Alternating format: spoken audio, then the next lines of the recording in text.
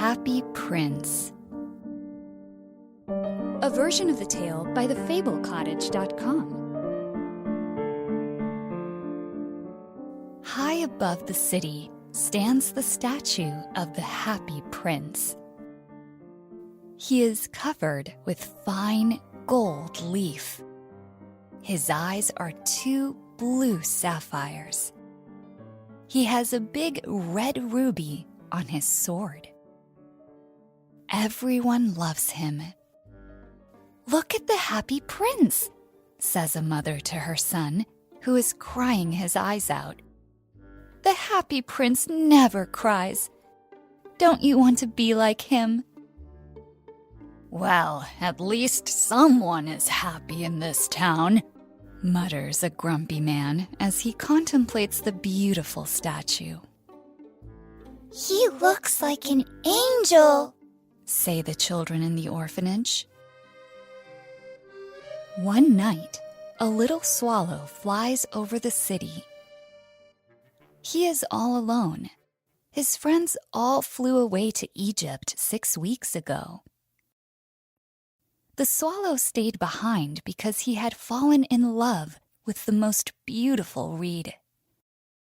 She was tall and slender, and she moved so gracefully in the wind. The other swallows had laughed at his romance. "It's so ridiculous," they said. "She has no money and no steady job." Then autumn arrived. The other birds left for Egypt, and the little swallow began to get tired of his lover. "Well, yes, she is beautiful, but does she like to travel?" he wondered. "Of course, my future wife must like to travel." So he asked the reed, "Will you come to Egypt with me? It'll be so much fun. I'll show you the pyramids." But the reed shook her head. "Very well, I will go alone," replied the swallow. "Goodbye." And he flew away towards the city. He arrives in the city after dark.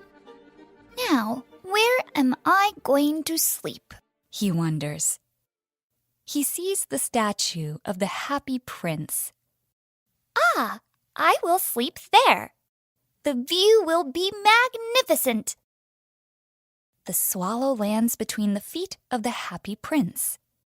He looks around himself. "Amazing! I have a golden bedroom." He is just about to fall asleep when, plop, a drop of water falls on his head. "What? Is it raining?" he wonders. "Strange, I don't see any clouds." Then, plop, another drop falls on him. "Lousy statue," he mutters. "It can't even protect me from the rain. Maybe I should find a nice chimney instead." But then, plop, another drop falls. The swallow looks up, and what does he see? The eyes of the Happy Prince are filled with tears. Tears are streaming down his golden cheeks. His face looks so sad in the moonlight. The little swallow is filled with pity. "Who are you?" he asks the statue. "I am the Happy Prince." "Well, why are you crying then?" asks the swallow. "I'm all wet." You know, when I was alive and had a human heart, I never cried," the statue says. "I lived in Sanssouci Palace. There is no sorrow at Sanssouci. Every night I danced in the great hall. During the day, I played with my friends in the garden. There was a big wall around the garden, but I never asked what was on the other side." why would I ask? Everything around me was so beautiful. When I was alive, everyone called me the happy prince. And yes, I was happy, if pleasure and happiness are the same thing. But then I died, and they put me here. Now I can see all the sadness and ugliness of my city. My heart is made of lead, but I cannot stop crying. What? He has a heart of lead? I thought he was solid gold, thinks the swallow to himself. But he doesn't say it out loud. He's too polite. Far from here, continues the statue. Far from here, there is a small street. In this street, there is a small house. One of the windows is open, and I can see a woman. She is sitting at a table. Her face looks tired and worried. Her hands are red and calloused. She is a seamstress, and she is sewing a dress for a wealthy lady. Her little boy is lying on the bed, ill with a fever.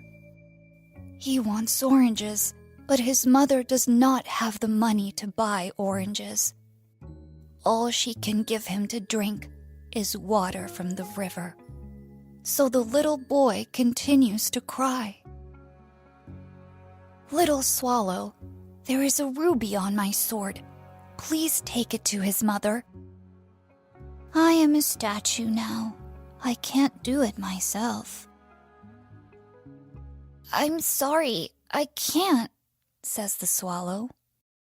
I must fly to Egypt. My friends are waiting for me. They will be flying up and down the Nile and talking to the lotus flowers. They will be sleeping in the tomb of the great king. I must go too. Little swallow, says the prince, please be my messenger, just for one night. The little boy is so thirsty, and his mother is so sad. But I don't even like little boys, says the swallow. Little boys throw stones at me. Of course, they never reach me. But who cares? It's very rude.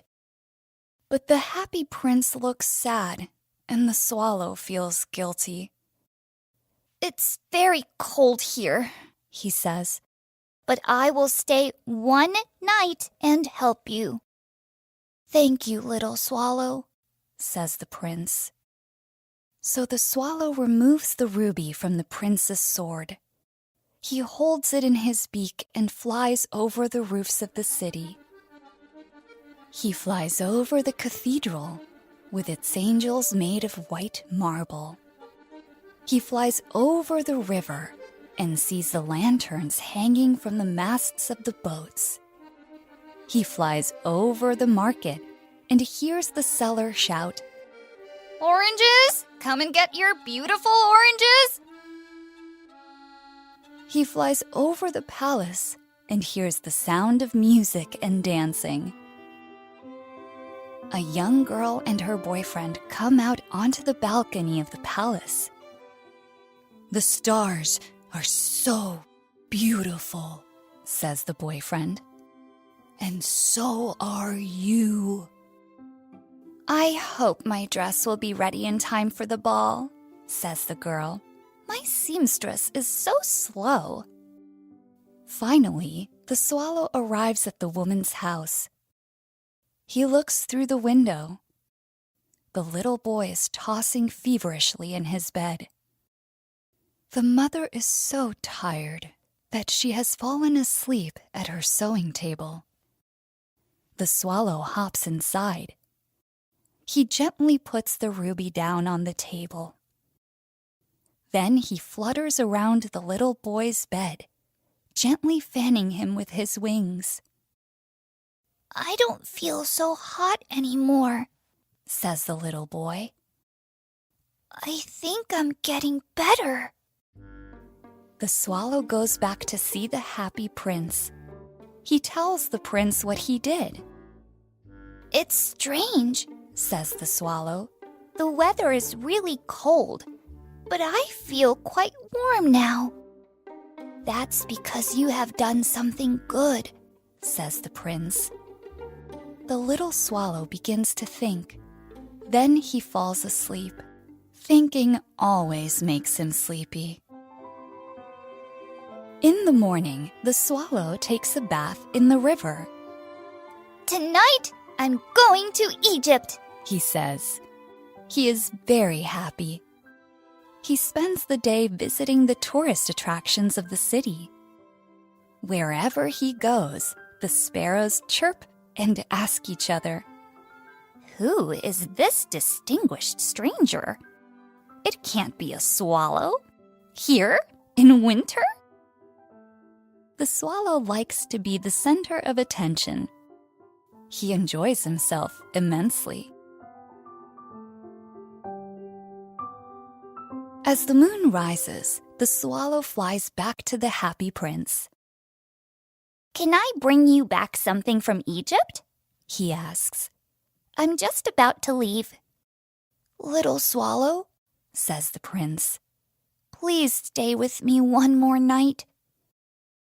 My friends will be waiting for me in Egypt," replies the swallow. "Tomorrow they will go further up the river. There will be hippos in the tall grass. At noon, the yellow lions will come down to drink on the shore. Their eyes are green like emeralds. I absolutely must see this." "Little swallow," says the prince, "on the other side of town, I see a young man. He lives in a cramped, drafty attic. He is sitting at a desk covered with papers. He is trying to write a play, but his hands are too cold to hold a pen. He has no money to buy firewood or food." "All right, I will stay with you one more night," says the swallow. "Do you have another ruby?" "Alas, no," says the prince. "But I have my eyes. These are sapphires from India. Please take one of my eyes to the young man. He can use it to buy food as well as wood. He can then finish writing his play." "Oh no, no way," says the swallow. "I can't take one of your eyes." "Little swallow," says the prince, "please do as I ask." So the swallow takes the prince's eye and flies to the young man's attic. It's easy to get in. There's a hole in the roof. The young man is resting his head in his hands. He doesn't hear the rustling of wings as the swallow places the sapphire in front of him. When the young man looks up, he finds the beautiful sapphire just lying there on his desk. "A donation!" he cries. "Someone likes my work! Now I can finish my play!"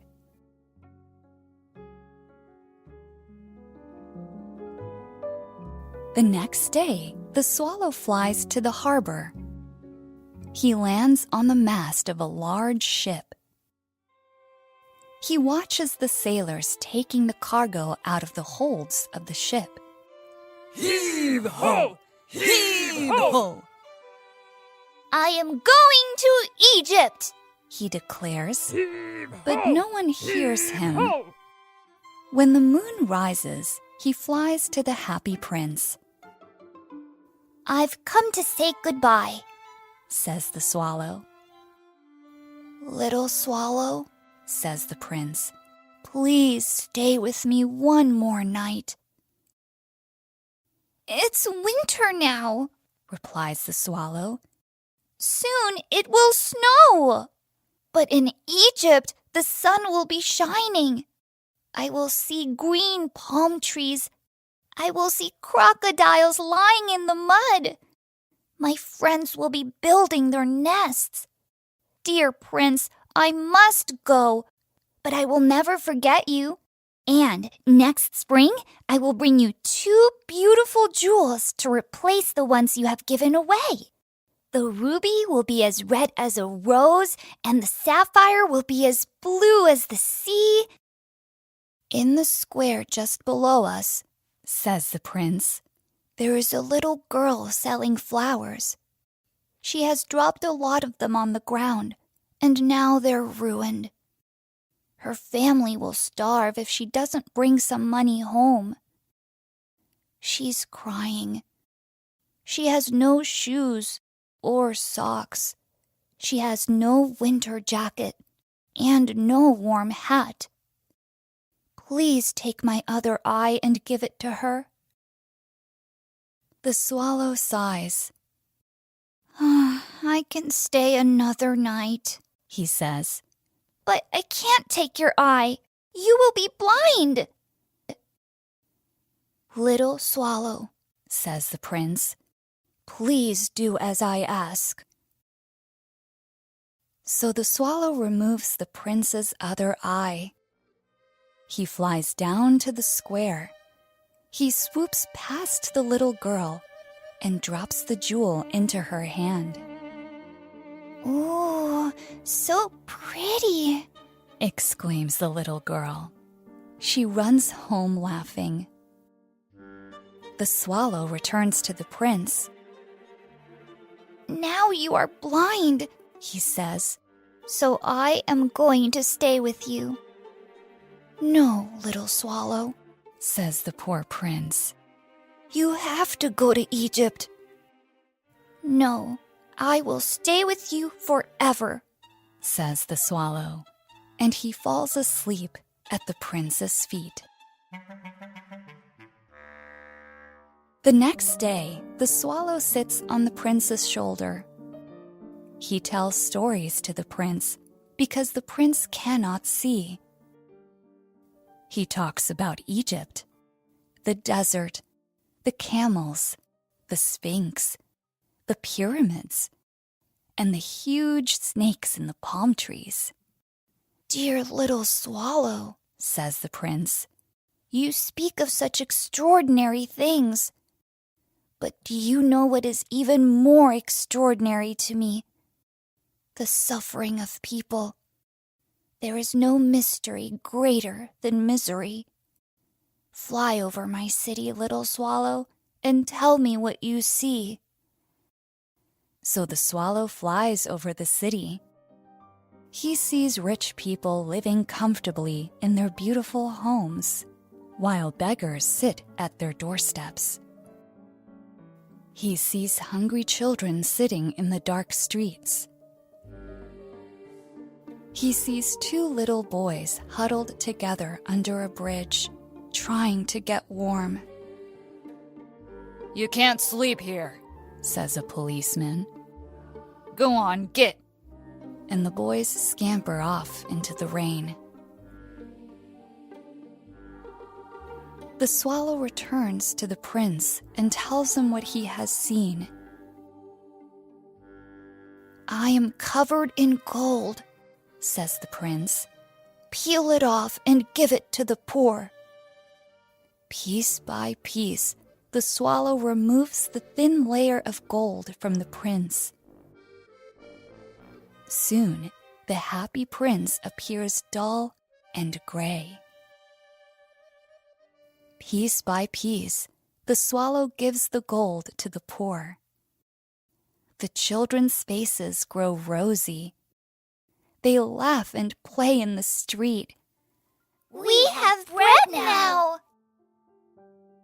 Then the snow comes, and then the frost. The streets turn white. Long icicles hang from the eaves of the houses. Everyone wears winter jackets, and the children skate on the ice. The poor little swallow gets colder and colder. But he does not leave the prince. He eats the crumbs from in front of the baker's door. He tries to warm himself by flapping his wings. Then, finally, he knows he is going to die. He lands on the prince's shoulder one last time. Goodbye, dear prince, he whispers. I'm glad you're finally going to Egypt, little swallow, says the prince. You have stayed here far too long. I'm not going to Egypt, says the swallow. I am going to the house of death. Death is the brother of sleep, is he not? He kisses the happy prince and falls down dead at his feet. At that moment, a strange sound comes from inside the statue. Crack! The prince's lead heart breaks in two. The next morning, the mayor of the city walks past the statue with his city councilors. Oh my, the happy prince does not look great, he says. Not great at all, the councilors say.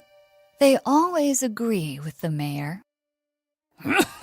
Where is his ruby? Continues the mayor. Where are his eyes? And he is not golden anymore. Not great at all. Oh dear, he doesn't look like a happy prince. Why, he looks no better than a beggar. No better than a beggar, the councilors say. And what the... Oh my word! Goodness me! There is a dead bird at his feet. Oh, we need to pass a new law.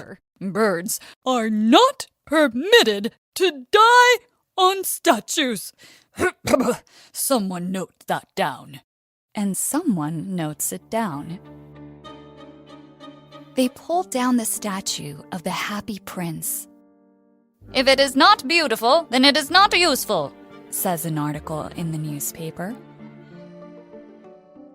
They melt the statue in a furnace, but the heart of lead won't melt.